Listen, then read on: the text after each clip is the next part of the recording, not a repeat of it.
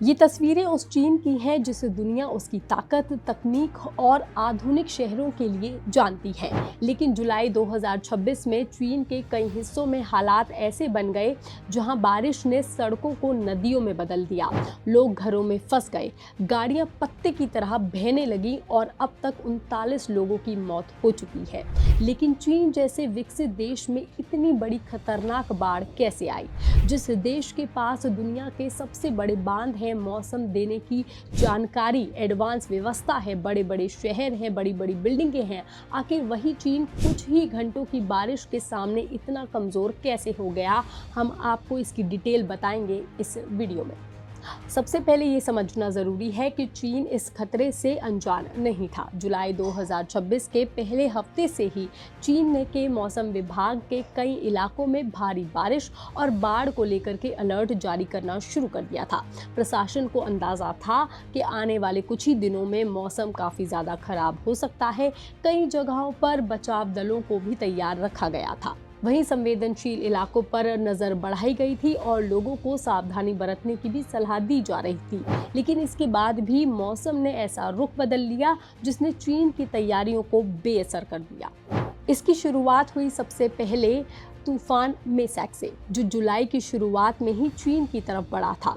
ये इस साल के चीन में पहुंचने वाला पहला बड़ा ट्रॉपिकल तूफान था। इसके प्रभाव से चीन के मध्य और दक्षिणी हिस्से में भारी बारिश शुरू हो गई, खासकर कि दक्षिणी चीन के गुआंशी क्षेत्र में। यहाँ लगातार कई दिनों तक बारिश होती रही। बारिश इतनी ज़्यादा थी कि कई इलाकों में तो सामान्य स्थिति पूरी तरह से बदल गई।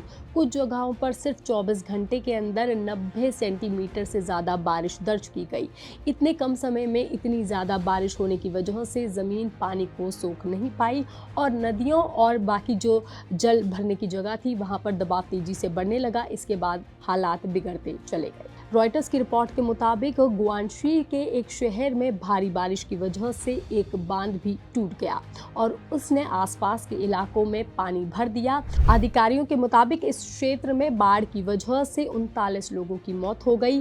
कई गांव बस्तियां प्रभावित हो गई और लोगों को सुरक्षित स्थानों पर पहुंचने के लिए बड़े स्तर पर रेस्क्यू ऑपरेशन भी चलाया जा रहा था। क्योंकि तूफान मेसैक से हुए नुकसान से चीन अभी भी संभल ही रहा था कि एक और बड़ा तूफान उसकी तरफ बढ़ने लगा। ये था तूफान बाबी।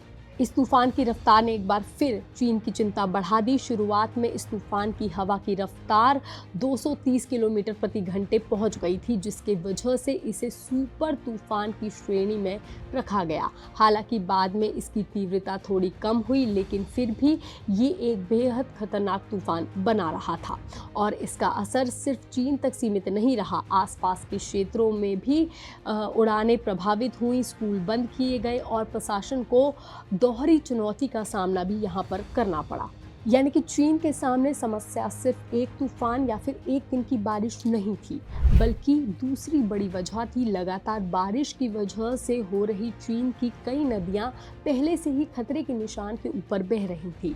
सरकार के मुताबिक दर्जनों नदियां चेतावनी स्तर पर और उसका स्तर पार कर चुकी थी। जब नई बारिश आई तो पानी संभलना मुश्किल हो गया और कई जगहों पर अचानक फ्लैश फ्लड जैसी स्थिति बन गई, जिससे चीन के शहर संभाल नहीं पाए। किसी भी बाढ़ को समझने के लिए सिर्फ ये देखना काफ़ी नहीं होता कि बारिश कितनी हुई है, बल्कि ये भी देखना पड़ता है कि उस पानी को संभालने की क्षमता कितनी थी। चीन की कई नदियां इस भारी बारिश से पहले ही दबाव में थी। लगातार बारिश की वजह से कई इलाकों में जल स्तर तेजी से बढ़ने लगा। ऐसे में जब ऊपर से और ज़्यादा पानी आया तो नदियों के पास उसे रोकने या बहने की क्षमता बहुत कम होती चली गई, जिसने बाढ़ का रूप ले लिया। वहीं इस बाढ़ की तीसरी सबसे बड़ी वजह थी चीन का तेजी से विकास। फाइनेंशियल एक्सप्रेस की एक रिपोर्ट के मुताबिक चीन में तेज शहरीकरण और बदलते मौसम के पैटर्न ने कई शहरों में बाढ़ के खतरे को बहुत ज़्यादा बढ़ावा दिया है। पिछले कुछ दशकों से चीन ने जिस तेजी से विकास किया है उसने पूरी दुनिया को प्रभावित किया है। नई सड़कें बनी हैं, विशाल इमारतें खड़ी हुई हैं और मेट्रो नेटवर्क तैयार किए गए हैं और करोड़ों लोगों के लिए आधुनिक शहर भी बनाए गए हैं। लेकिन इस तेज विकास का एक दूसरा पहलू भी है। जब किसी शहर में प्राकृतिक ज़मीन की जगह ज़्यादा से ज़्यादा कंक्रीट आ जाता है तो बारिश का पानी ज़मीन के अंदर आसानी से नहीं जा पाता, जिसकी वजह से पानी ऊपर ही रहता है। और पहले मिट्टी पानी को सोख लेती थी, लेकिन अब बड़ी बड़ी सड़कें हैं, पार्किंग है, इमारतें हैं और सीमेंट की वजह से पानी तेज़ी से बहने पर मजबूर है। यही पानी फिर सड़कों पर, अंडरपास और निचले इलाकों में जमा होने लगता है।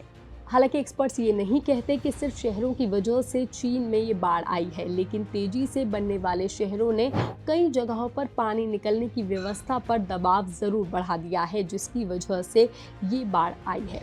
इसीलिए अब चीन के पास भविष्य की चुनौती दोबारा से सिर्फ विकास करने की नहीं है, बल्कि ऐसे विकास करने की है जो बदलती प्रकृति के सामने भी टिक सके।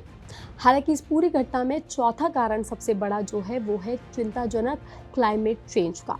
एक्सपर्ट्स का कहना है कि पृथ्वी का तापमान बढ़ने की वजह से एनवायरनमेंट ज़्यादा नमी रोकने में सक्षम हो रहा है। इसका मतलब है कि जब बारिश होती है तो कई बार बहुत कम समय में बहुत ज़्यादा पानी गिर सकता है।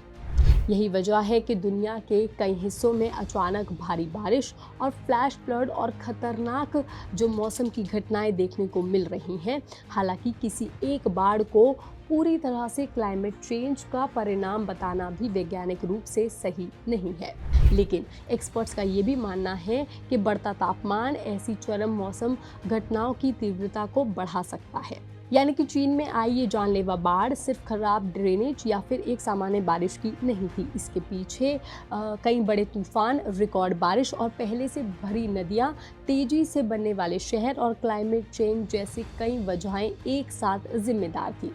ये खबर, ये जानकारी आपको कैसी लगी, आप हमें कमेंट करके ज़रूर बताएं। बाकी तमाम खबरों के लिए आप देखते रहिए लोकमत हिंदी।